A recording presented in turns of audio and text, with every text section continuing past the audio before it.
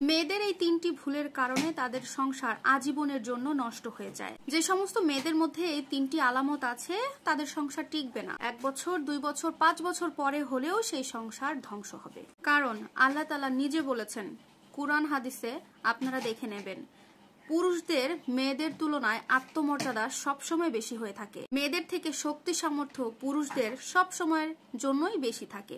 সেই ক্ষেত্রে মেয়েদের মধ্যে যদি কোনো কারণে এই তিনটি ভুল হয়ে যায়, করে থাকে এই তিনটি ভুল, তাহলে ওই মেয়েটার সংসার টিকবে না। তাই সবাই সাবধান হয়ে যান।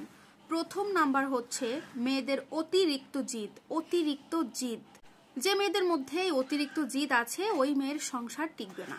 আজকে আপনারা খেয়াল করে দেখেন, সারা দেশের ডিভোর্স হয় কোন সমস্ত মেয়েদের, তালাক হয় কোন মেয়েদের। আগের দিনে কি হতো, আগেকার যুগে আগের দিনে আমাদের নানি দাদিরা স্বামীর কথা শুনতে শুনতে সবকিছু কষ্ট বলেন সবকিছু সহ্য করে অনেক নিয়ম কানুন মেনে স্বামীর ঘর, স্বামীর মন জুগিয়ে স্বামীর ঘর করার চেষ্টা করেছে। স্বামীর ওপরে, স্বামীর মুখের ওপরে কোনো কথা বলাকে তারা মহাপাপ বলে মনে করতেন। এই কারণে কিন্তু তাদের সংসার ভাঙার কোনো কথা আমরা শুনতে পারিনি। আপনি সমীকরণটা ভালোভাবে মিলালেই বুঝতে পারবেন, আগেকার জামানার সংসার কিন্তু ভাঙতো না।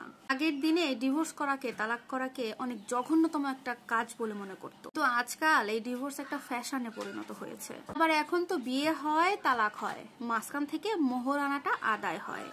দ্বিতীয় নম্বর হচ্ছে মুখে মুখে তর্ক করা। একজন পুরুষ কখনো পছন্দ করে না তার স্ত্রী তার মুখে মুখে তর্ক করুক। প্রত্যেকটা পুরুষ এটা সব সময় চায় যে আমি আমার স্ত্রীকে যখন যেটা বলবো আমার স্ত্রী আমার কথা অনুযায়ী চলবে, আমার সবকিছু মেনে চলবে। এখন যদি কোনো মেয়ে স্বামীর সাথে তর্ক করে বেড়ায় তাহলে বুঝতে হবে ওই মেয়ের সংসারটা টিকবে না।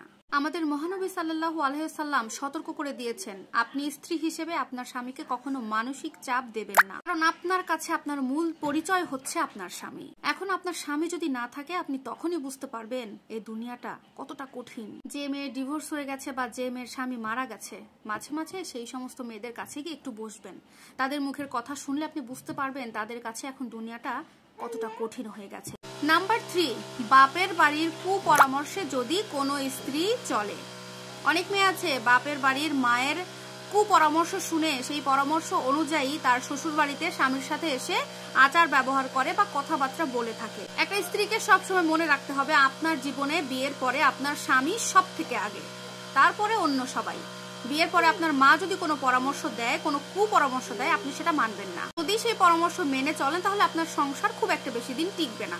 বিষয়গুলো প্রত্যেকের জানা উচিত, বিশেষ করে প্রতিটা মেয়ের এই সম্পর্কে জানা উচিত। একটা মেয়ের স্বামী খারাপ হতে পারে, কিন্তু আপনার স্বামী তো আর সেই ফেরাউনের মতো খারাপ না। আপনার স্বামী যদি খারাপ হয় আপনি আল্লাহর কাছে চান আপনার স্বামীকে ভালো করার জন্য, আপনি রাতে উঠে নামাজ পড়েন, তাহাজ্জুদ পড়েন, আল্লাহ সবকিছু ঠিক করে দেবে, কিন্তু কারোর কুপরামর্শে সংসার নষ্ট করবেন না।